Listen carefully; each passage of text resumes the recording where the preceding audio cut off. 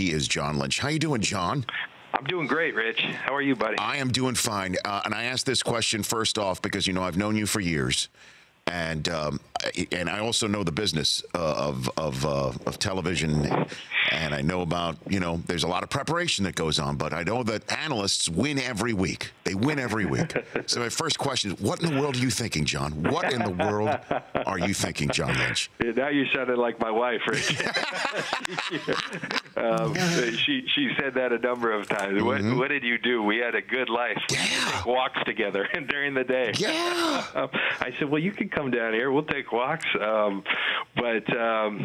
Yeah, I think I think what I was thinking, and I've had to be very careful because I've absolutely loved the opportunity I've had at Fox the 8 years. It kept me around the game I love. I found it fascinating. I found it intriguing. I met great people. I had that locker room. People talk about the camaraderie you miss. That filled that void because you work with great people. You work with great teams. But I think it's the fact that, what you said, you win every week when you're broadcasting. And I think it's the scoreboard that I was missing. And it wasn't, I've said this many times, it wasn't that every week I was miserable. It was kind of when you take stock of your life after a season and you go home and you say, okay, my family life is great. My kids are doing great. My wife and I are doing great. My career, I'm having a blast. But there was always a but. And I had friends that did it, and so I got to see. Oftentimes, it was the elation of the wins, but also the agony of, the agony of defeat, and those things that you went through as a player, and knowing that maybe that was out there and that was a possibility, and if it ever did come up, given the right situation, that I would take a look at it. I wasn't looking for this. I didn't seek it out. Just kind of happened. And when it did, it happened to be the 49ers, an organization that has won 5 Lombardis. I played for Bill Walsh. I played for Denny Green. So I got to know when I was at Stanford what this organization was all about. And then Kyle Shanahan, who I had a great affinity for as a coach, and I thought was the coaching catch of this cycle, and so things just kind of came to fruition, and that opportunity was there, and I felt like if I didn't grab it, it would be something I would always regret. So I did, and now I have my wife saying, what did you do? So if we can just get into the genesis of it, because the story was that you reached out to Shanahan and say, look, if you're looking for a general manager, if you've got this 49ers gig, how about me? And I know you called for Fox. Your last assignment for Fox was Seahawks at Falcons. Can we connect the dots here? Is that how this happened? Yeah, I think a little more organically than that. I really called. So I did the divisional playoff game, Seahawks versus Falcons, and then the next week they beat Green Bay, and I believe it was Tuesday. And Kyle and I've done a lot of his games over the years, Houston and Cleveland and Washington, and now with Atlanta, our number 2 crew happened to do a lot of the Atlanta games, and he and I have become fairly good friends. I played for his father, and I just had a great deal of respect for his coaching acumen, and in particular this year, I just felt like he took it to another level, and so I called like I often do after a broadcast to say, hey, congratulations, Kyle. You're doing an unbelievable job. I really think you guys have an opportunity to win this whole thing. And that conversation morphed into him kind of grilling me because he knows in the world I was living in, I get to go see all these organizations. And he was asking about some assistant coaches. I think San Fran had started to zero in on him, and he felt good about that opportunity. So he had started to ask assistant coaches, and he kind of made a comment at some point like, wow, you know your stuff, And I said, well, you're exposed to a lot, and somehow that conversation turned into, I've thought about this before, and he said, really, and then a half hour later, we hang up. A half hour later, he said, I can't stop thinking of this. Would you really consider it? And I said, look, given the right deal, yeah. And next thing you know, I'm on the phone with Jed York.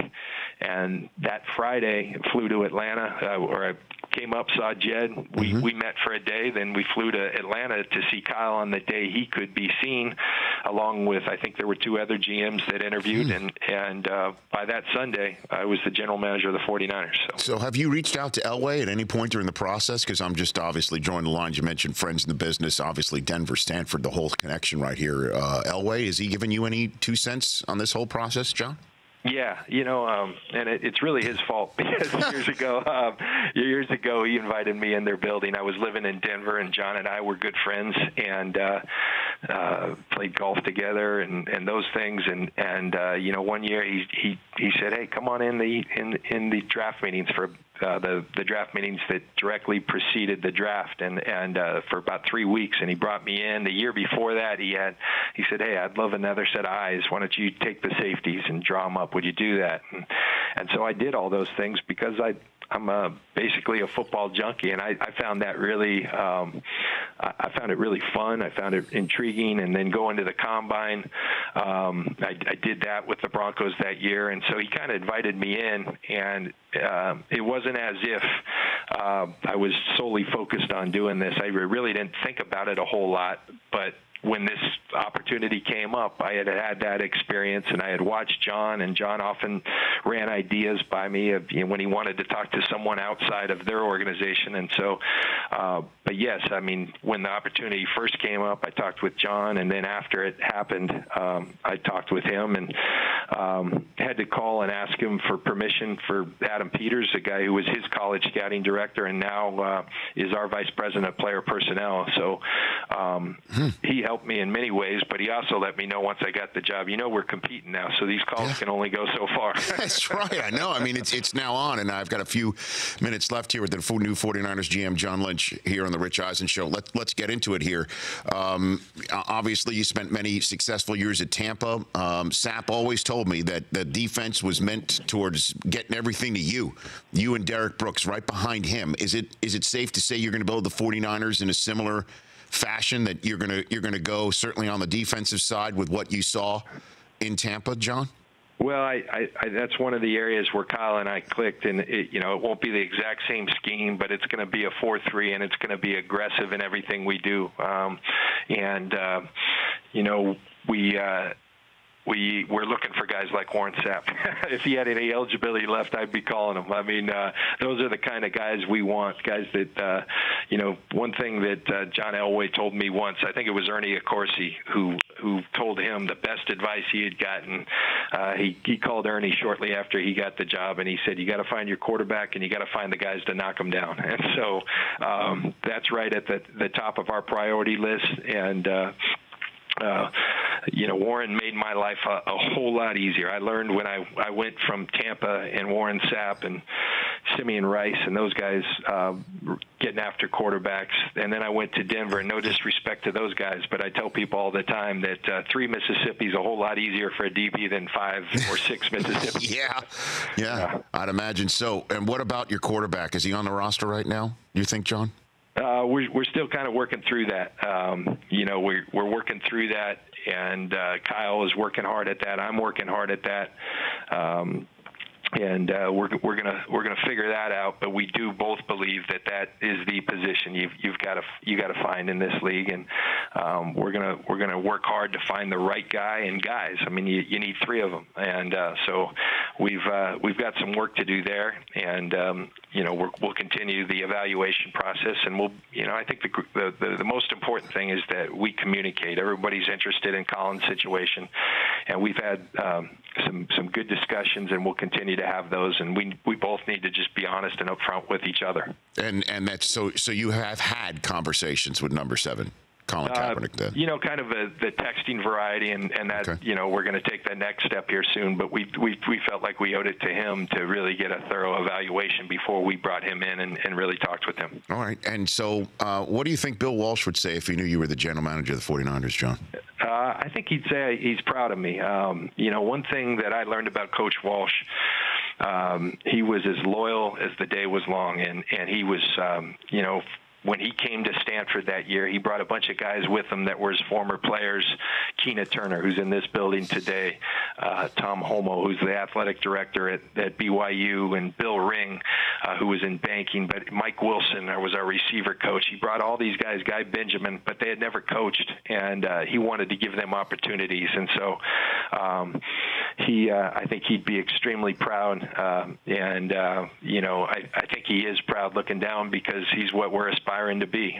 He set the tone for this building, and we're trying to I think we have a great understanding and affinity for what he built here and for what all his players build, and that's where we're trying to get this proud organization back to. Yeah, I mean, it really is amazing how things work out, John. Right? Your journeys at Stanford, going around the entire NFL, and now you decide to take this shot here at general managing. I still can't believe it. But that's got nothing to do with, obviously I think you're going to be able to pull this thing off, John. But this is an amazing challenge that you've taken on right now. And I know I saw you at the Super Bowl right before the game, and this was a day after that you learned that, your wait for the Hall is still coming, and, I feel like you deserve to get in there too. So I'm just thrilled of everything that's gone on with you, John. Well, I appreciate it. It's been exciting. It's been eventful. And, back to my wife, she just said, okay, can we just kind of keep things quiet for a while? And so we're warming up to the idea, and it's all good. And she's just as excited as I am about the challenge. And it's a big challenge, but I kind of like those. Yeah, I mean, 2-14. I mean, this is a team that, it's going to take a lot to turn around. But, the bottom line is you got that second overall selection. You're sitting right there. I'm wondering if when you were in the draft room for Elway, that was the year that he had me at the top of his running backs draft board, John. Was that year when you saw that? Was that? Well, we were going over profiles the other day. Kyle and his staff came over. We were talking about running backs, and Rich Eisen might have entered that conversation. So. Well, John, you can't teach what beats inside. Devontae Freeman, Tevin Coleman, Rich Eisen. It's just they're all kind of synonymous. Yeah, it rolls off the tongue. John, thanks for calling in. I appreciate it. Say hi to your wife. Say hi to the family. Thanks, Rich. You too. That's John Lynch, 49ers GM here. The Rich Eisen Show, weekdays at noon Eastern on Audience.